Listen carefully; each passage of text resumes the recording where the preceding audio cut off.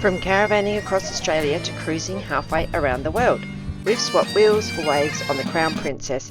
Today, bagpipes, fortresses and seafood adventures in Halifax before we sail toward New York with a hurricane on the horizon. After leaving our caravan travels behind for now, we're off on a Crown Princess half-world cruise.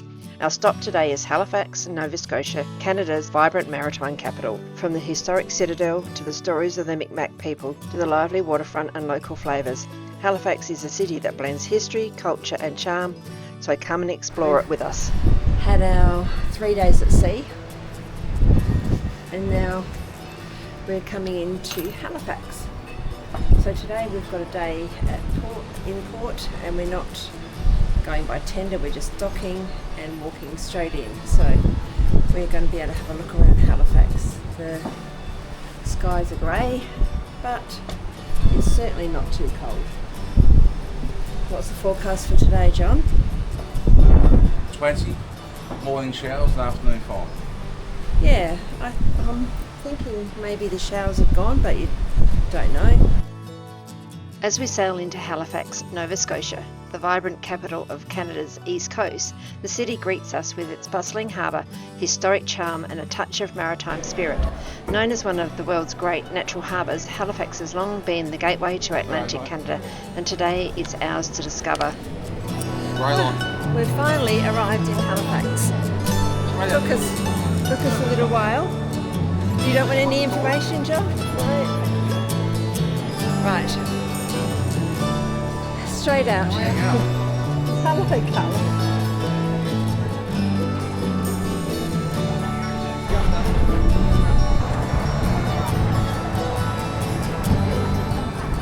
We arrive right at the docks in the heart of Halifax, and as we stroll along the harbour, we're welcomed by the stirring sound of a piper playing the bagpipes, a fitting touch of Nova Scotia's Scottish heritage.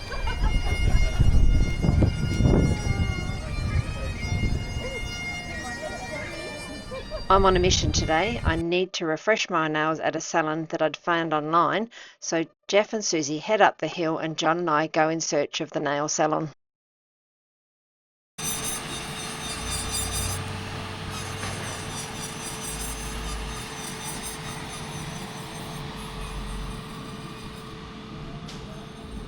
Just getting my nails done because they are all, it's been 3 weeks.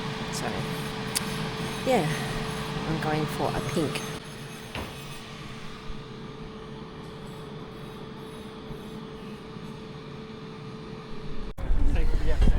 With Andrew? Yeah.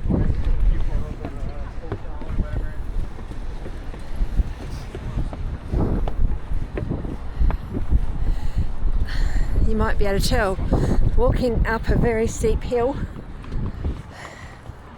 to get to the top. It's a very hilly place. There we are. So I'm just finished my nails and going up the top. So what I was trying to say is I'm walking up to the Citadel.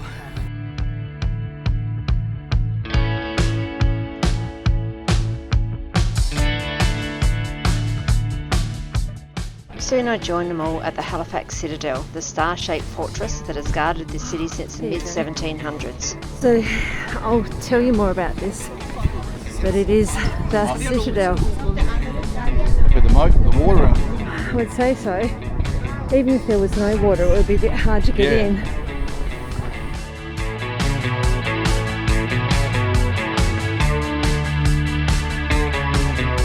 Here we go.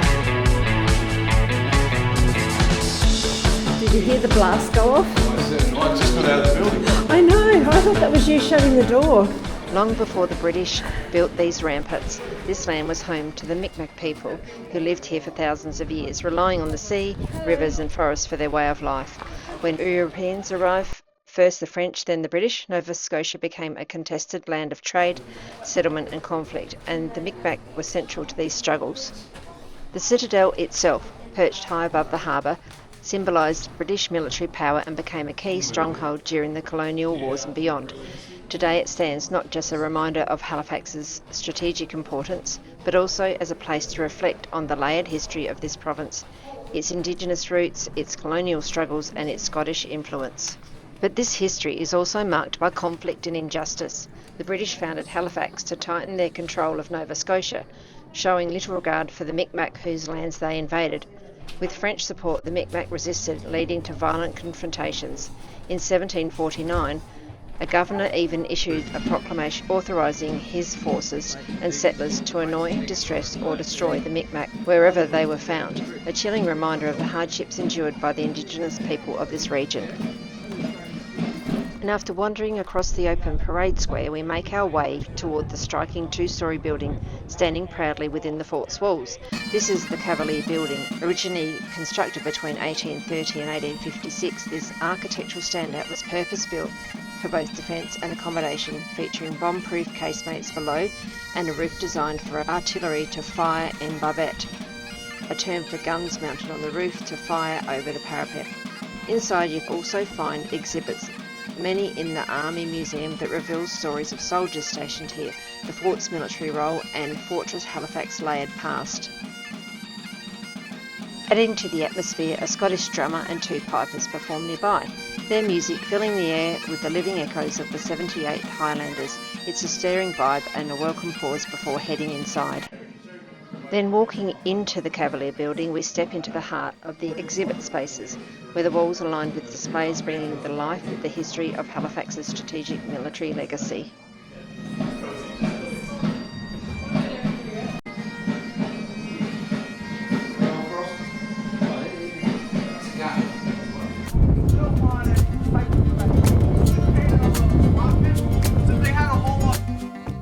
Leaving the Citadel, we stroll down the hill past Halifax's famous old town clock, a landmark that's kept watch over the city since 1803. From here, we wind our way down through the town and back toward the bustling harbourfront.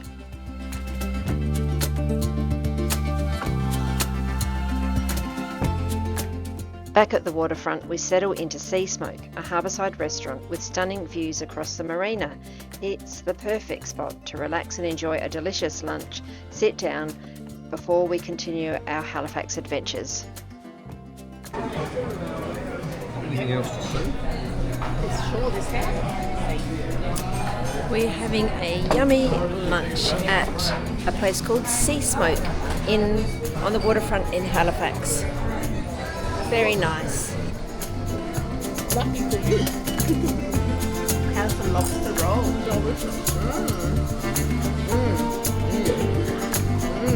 Hello.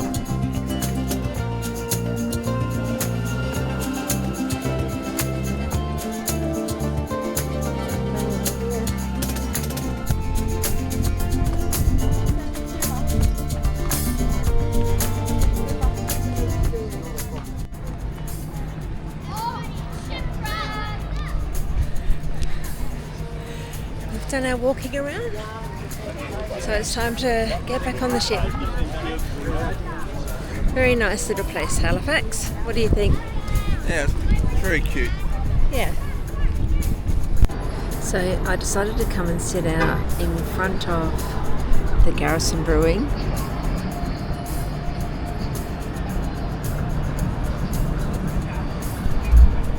Next to where the cruise ship is, to try and upload some episodes, and I don't know how they're going. It is very slow, so yeah, I'm trying really hard.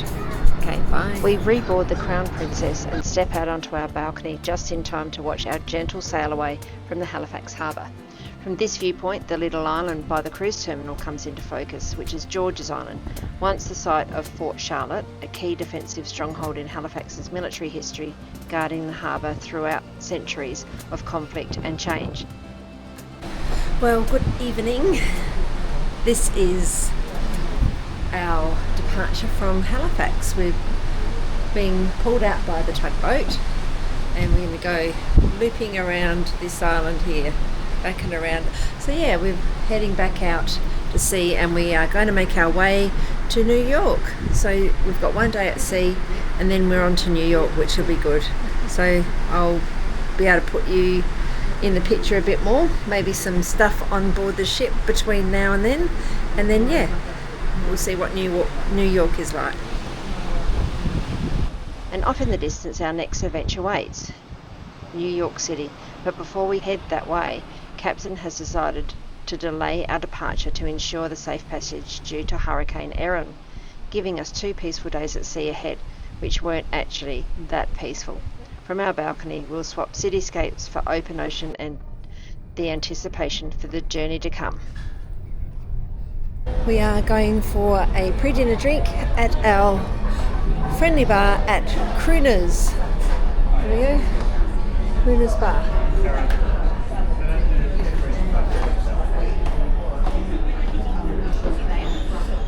We might find a window seat. Oh, here they are. They've already made it. Woohoo! Jeffrey's got the pretty glass. Sue and I have the chunky little unbreakable glasses.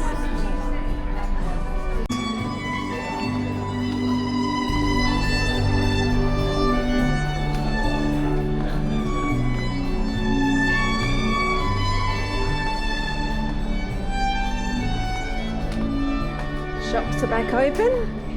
There's the casino and the customer service desk. There she goes again.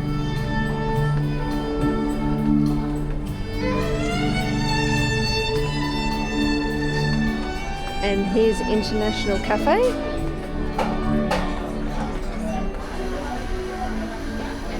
And the Good Spirit. And I'll have